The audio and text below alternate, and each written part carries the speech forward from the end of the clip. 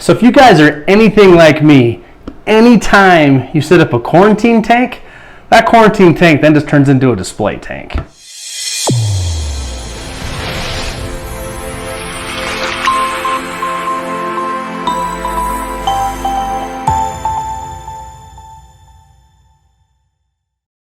What's up guys, I'm Trent Wel-Don. Welcome back to the channel Wel-Don Aquatics. So, if you got a wife, girlfriend, somebody, you know, and you buy more fish, then you want to buy more tanks, and then they get mad at you for buying more tanks, and then you explain to them you gotta quarantine your fish, you don't get sick. Maybe you need like a holding tank because you're moving like I am in a week, and then you forget, you just don't care, you buy more fish. I got a solution for you. Rubbermaid totes, or the Sterilite totes, any kind of tote, bucket, anything can be used as a quarantine tank, as a holding tank. And these are great because these lids actually snap onto the side. Maybe, if I'm not dumb enough to do it. There you go. So it's not actually a watertight seal, but that's still pretty efficient to move a fish in, and it's not going to suffocate them out. I mean, we use lids in our aquariums all the time. And if you have a fish that jumps like I just got, you're going to want a tight fitting lid. So we've actually got four fish in total tonight, 2 pairs of 2 different types of fish, and they're small enough that these Sterilite containers, these plastic containers, will make excellent holding tanks / quarantine tanks. So we're going to get these set up really quick tonight. I'm going to walk you through it. All right, so I got the main part of the tub done. And the thing is like water changes on these are going to be so simple because they are so small.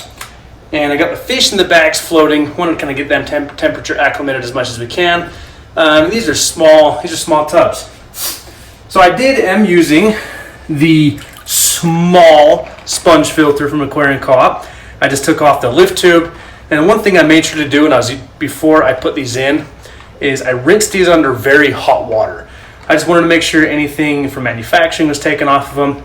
Now you may be thinking to yourself too, is like these are not cycled. These are brand new sponge filters.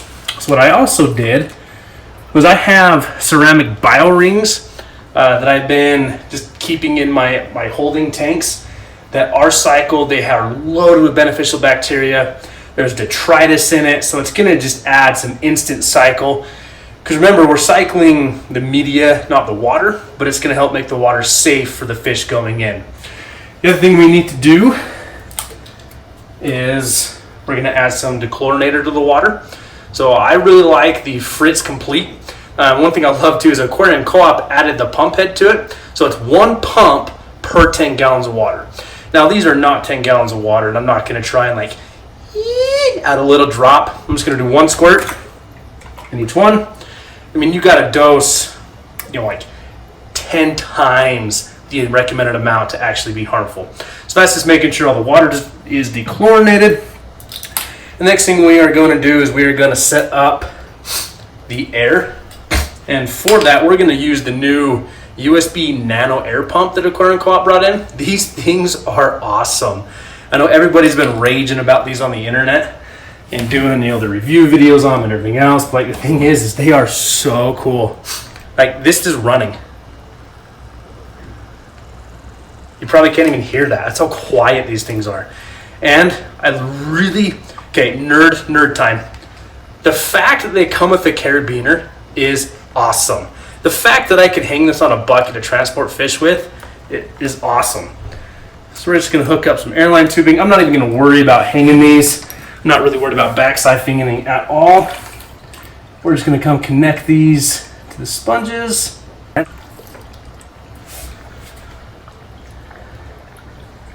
And that's it. So I mean, I think you can barely see it on camera right there. We're not getting much, a lot going on here. I don't need much. I just need just enough. So let's get the other one going.